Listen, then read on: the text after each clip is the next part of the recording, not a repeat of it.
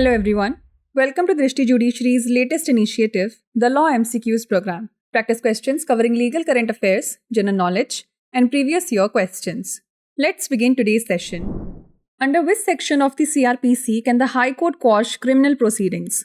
Section 320, Section 482, Section 438 और Section 202. CRPC की किस धारा के तहत उच्च न्यायालय आपराधिक कार्यवाही को रद्द कर सकता है? धारा 320, धारा 482, धारा 438 या धारा 202? The correct answer is option B, section 482. इसका सही उत्तर है ऑप्शन बी, धारा 482. Recently, the Kerala High Court ruled in the case of Jeetha Sanjay and others versus State of Kerala and others regarding Section 482 of the Criminal Procedure Code. The court emphasized that criminal proceedings can be quashed if they are determined to be vexatious, frivolous, or driven by an ulterior motive regardless of whether the first information report includes false accusations of a crime. हाल ही में केरल उच्च न्यायालय ने आपराधिक प्रक्रिया संहिता की धारा 482 के संबंध में जीथा संजय और अन्य बनाम केएल राज्य और अन्य के मामले में फैसला सुनाया. अदालत ने इस बात पर जोर दिया कि आपराधिक कार्यवाही को रद्द किया जा सकता है यदि उन्हें परेशान करने वाला तुच्छ या किसी गुप्त उद्देश्य से प्रेरित पाया जाता है, भले ही प्रथम सूचना रिपोर्ट में अपराध के झूठे आरोप शामिल हों. Next question is Section 16 of the Specific Relief Act deals with dash contracts not specifically enforceable, specific performance of contracts, personal bars to relief और contracts involving minors. विशिष्ट राहत अधिनियम की धारा 16 डैश से संबंधित है. ऐसे अनुबंध जो विशेष रूप से लागू नहीं किए जा सकते, अनुबंधों का विशिष्ट निष्पादन, राहत के लिए व्यक्तिगत प्रतिबंध या नाबालिगों से जुड़े अनुबंध. The correct answer is option C, personal bars to relief.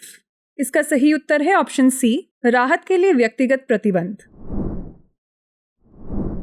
Recently, in the case of Lakamma and others versus Jayamma, the Karnataka High Court held that for obtaining a degree of specific performance, the plaintiff must prove their continuous readiness and willingness to perform their part of the contract as required under Section 16C of the Specific Relief Act 1963. Section 16 of the Specific Relief Act 1963 deals with personal bars to relief.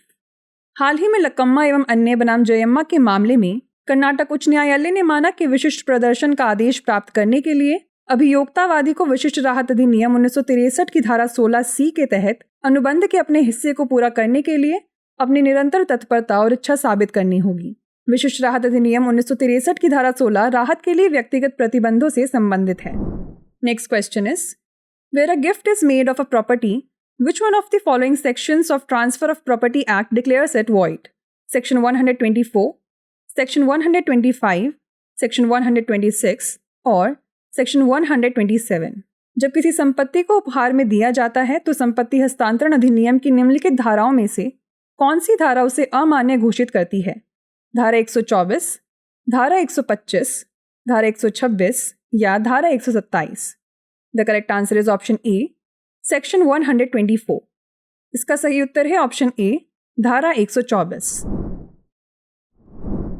Section 124 of the Transfer of Property Act 1882 renders the gift of future property void. As per this section, a gift compromising both existing and future property is void. As per this section, a gift compromising both existing and future property is void as to the latter. The property that is not in existence cannot be gifted. The subject matter of a gift is a property in existence or an immovable property. संपत्ति हस्तांतरण अधिनियम 1882 की धारा 124 भविष्य की संपत्ति के उपहार को शून्य बताती है. इस धारा के अनुसार मौजूदा और भविष्य की संपत्ति दोनों से समझौता करने वाला उपहार बाद के लिए शून्य है. जो संपत्ति अस्तित्व में नहीं है उसे उपहार में नहीं दिया जा सकता है. उपहार का विषय अस्तित्व में संपत्ति या अचल संपत्ति है. Next question is Section 23 of the Indian Contract Act 1872 deals with which of the following? Offer and acceptance, consideration, legality of object और performance of contracts. भारतीय अनुबंध अधिनियम 1872 की धारा 23 निम्नलिखित में से किससे संबंधित है? प्रस्ताव और स्वीकृति, प्रतिफल, उद्देश्य की वैधता या अनुबंधों का निष्पादन? The correct answer is option C, legality of object. इसका सही उत्तर है ऑप्शन सी, उद्देश्य की वैधता. Section 23 of the Indian Contract Act 1872 lays down the criteria for determining the legality of the object and consideration of a contract. It states that the consideration or object of an agreement is lawful unless it is forbidden by law, it defeats the provisions of any law, or it is fraudulent. भारतीय अनुबंध अधिनियम 1872 की धारा 23 अनुबंध के उद्देश्य और विचार की वैधता निर्धारित करने के लिए मानदंड निर्धारित करती है। यह बताता है कि किसी समझौते का विचार या उद्देश्य तब तक वैध है जब तक यह कानून द्वारा निषिद्ध ना हो, यह किसी कानून के प्रावधानों को नकारता हो या यह धोखाधड़ीपूर्ण हो। The last question is, burden of proof is lightened by dash, presumption, confessions, estoppel or all these. Dash से सबूत का बोझ हल्का हो जाता है। अनुमान, स्वीकारोक्ति, एस्टोपल और ये सभी। The correct answer is option D, all these. इसका सही उत्तर है ऑप्शन डी, ये सभी। Section 101 of Indian Evidence Act deals with the burden of proof. Burden of proof is lightened by presumption, estoppel, confessions, dying declaration, etc. भारतीय साक्ष्य अधिनियम की धारा 101 सबूत का बोझ से संबंधित है। सबूत का बोझ अनुमान, एस्टोपल, स्वीकारोक्ति, मृत्यु पूर्व कथन आदि से हल्का हो जाता है। Before we wrap up, here's a question for you. Promotion of international peace and security comes under the purview of which article of the Indian Constitution? Article 46, Article 49, Article 51 और Article 53। अंतर्राष्ट्रीय शांति और सुरक्षा को बढ़ावा देना भारतीय संविधान के किस अनुच्छेद के अंतर्गत आता है? अनुच्छेद 46, अनुच्छेद 49, अनुच्छेद 51 या अनुच्छेद 53? इसका उत्तर हमें कमेंट सेक्शन में ज़रूर भेजिएगा।